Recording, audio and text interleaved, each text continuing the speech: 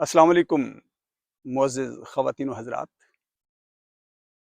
Belgium के शहर ल्यूवन से सरफ़राज़ ख़ान आपसे मुख़ातिब है।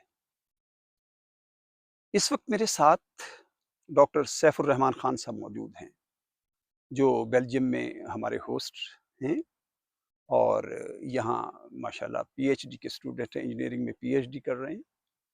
तो हमारे हल्क़ा अहबाब ही से नहीं, बल्कि हल्क़ा अज़ीज़ व अक़ारिब में से हैं। नागर अफ़गान हैं, टिब्बा सुल्तानपुर से ताल्लुक़ है और अल्हम्दुलिल्लाह हमें फ़ख्र है कि यहाँ ये पीएचडी कर रही हैं। आइए ज़रा इनसे हम बातें करते हैं और इनसे पूछते हैं कि इनका सफ़र कैसे रहा? अस्सलाम वालेकुम। डॉक्टर साहब कैसे मिज़ाज हैं? डॉक्टर साहब पहले तो मैं आपका सबसे पहले शुक्रिया अदा करता हूँ कि एक पीएचडी का स्कॉलर जो है, उसकी जो ज़िंदगी तालीमी ज़िंदगी जो मसरूफ़ है, उसका मुझे अंदाज़ा है कि मेरे बच्चों ने पीएचडीज़ की हैं यहीं यूरोप में रहकर, तो कितने मसरूफ़ रहे। इस मसरूफ़ियत में से आपने मेरे लिए इतना वक़्त निकाला, इसके लिए मैं आपका इंतहाई शुक्रगुज़ार हूँ। डॉक्टर साहब ज़रा अपनी ज़िंदगी का सफ़र थोड़ा-सा बताइए कि टिब्बा सुल्तानपुर के हाई स्कूल से तालीम हासिल करने वाला सैफ़ुर रहमान ख़ान, आज डॉक्टर सैफ़ुर रहमान ख़ान है और यूरोप की बेहतरीन यूनिवर्सिटी से वो पीएचडी कर रहे हैं और उस यूनिवर्सिटी से पीएचडी कर रहे हैं जहाँ से डॉक्टर अब्दुल कदीर ख़ान साहब ने। जी, डॉक्टर साहब ज़रा आप बताइएगा। जी, सबसे पहले तो मैं आपका मशकूर हूँ कि आपने मुझे इस काबिल समझा कि मैं आपके साथ इस तरह से बातचीत कर सकूँ। दूसरा ये है कि आप डॉक्टर साहब कह रहे हैं मुझे लेकिन मैं अभी पूरी तरह डॉक्टर नहीं बना, मेरा अभी पीएचडी का 1 जो मिनट है यहाँ मैं फर्स्ट ईयर है। हाँ 1 जी, मिनट, जी, 1 ये मिनट। मुबालगा आराई से नहीं, काम नहीं, ले रहे हैं आप मुबालगा थोड़ा-सा। आराई नहीं।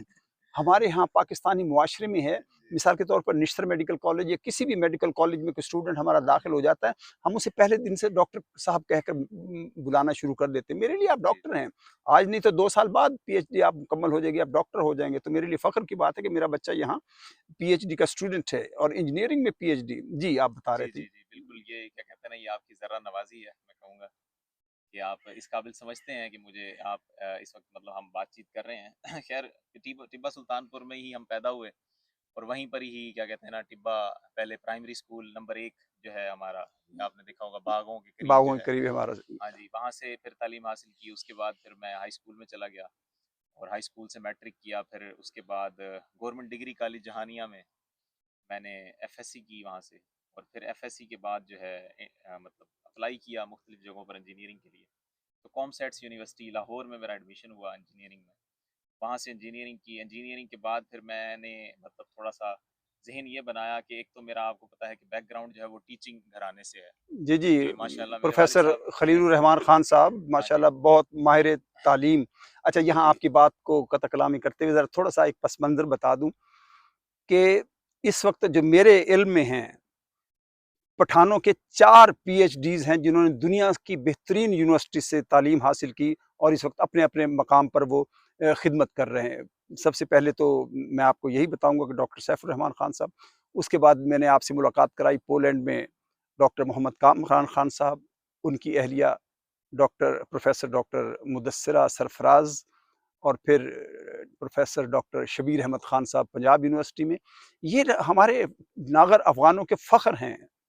तो मुझे खुशी महसूस हो रही है कि आज मैं अपने नौजवान नस्ल के साथ मौजूद हूँ और ये मेरी आइंदा आने वाली नस्लों के लिए ये वो राहें हमवार करेंगे कि उन रास्तों पर चलकर जो इन्होंने मुश्किलात बर्दाश्त की, उन पर आने वाली नस्लों को उतनी दिक्कत और दुश्वारियाँ बर्दाश्त ना करना पड़े। जी, डॉक्टर साहब आप बता रहे थे मुझे।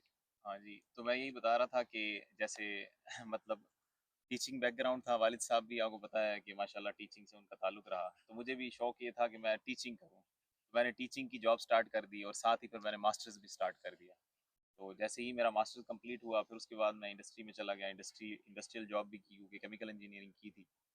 तो उसके बाद और एमएस जब मैं कर रहा था तो फिर वो जब जैसे ही मेरा एमएस कंप्लीट हुआ इंडस्ट्री में गया, इसके अलावा भी मैं जो इंडस्ट्रियल एमएस के दौरान भी टीचिंग भी करता था साथ-साथ।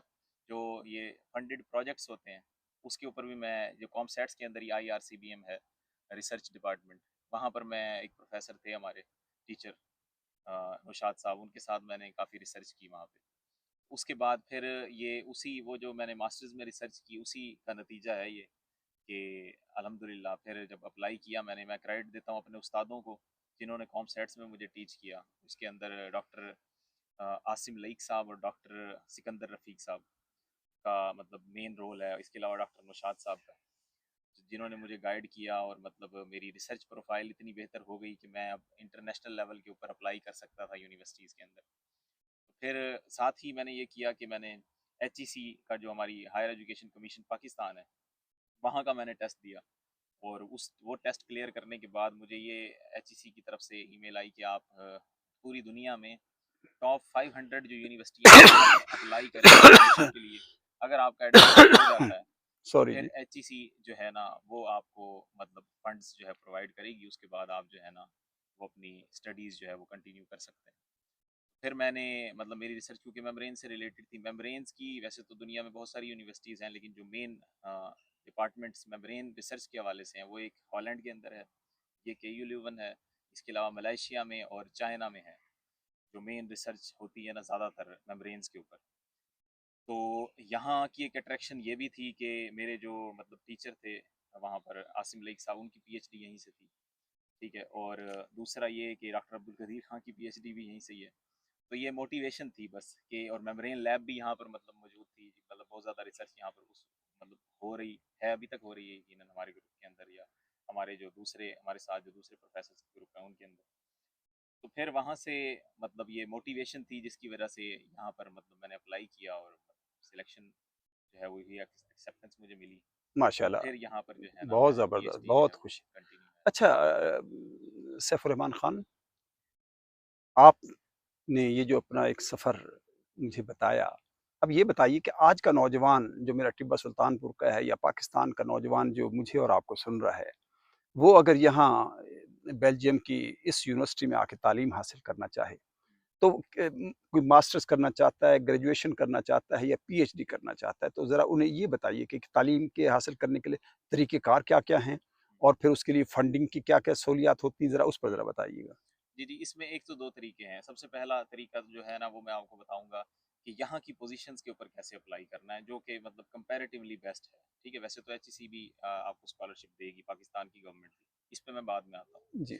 लेकिन सबसे पहली चीज़ ये है कि यहाँ पर अप्लाई कैसे करना है। हमारे वैसे तो जो डॉक्टर प्रोफ़ेसर कामरान साहब के साथ आपने इंटरव्यू किया था, उसमें उन्होंने काफ़ी अच्छी इन्फॉर्मेशन इस हवाले जी, से जी। ऑलरेडी दे दी थी। लेकिन इसमें मज़ीद सिर्फ़ मैं ये ऐड करना चाहूँगा कि हमारे जो नौजवान हैं ना, वो मोस्टली जो मास्टर्स कर रहे होते हैं, वो ऑलरेडी कहीं न कहीं जॉब कर रहे होते हैं, और उनके पास इतना टाइम नहीं होता कि अपनी प्रोफ़ाइल पे काम कर सकें, अपने सीवी के ऊपर काम कर सकें, या अपना मोटिवेशनल लेटर या कवर लेटर जो बनाते हैं, वो उस पोज़ीशन के अकॉर्डिंगली सेट कर सकें। यहाँ पर हमारा नौजवान जो है ना, वो मेरा ख़्याल है मार खा जाता है। वो क्या करते हैं, उन्होंने एक जनरल कवर लेटर बनाया होता है, जनरल मोटिवेशनल लेटर बनाया होता है, और एक जनरल सीवी बनाया होता है। उन्हें लगता है कि बस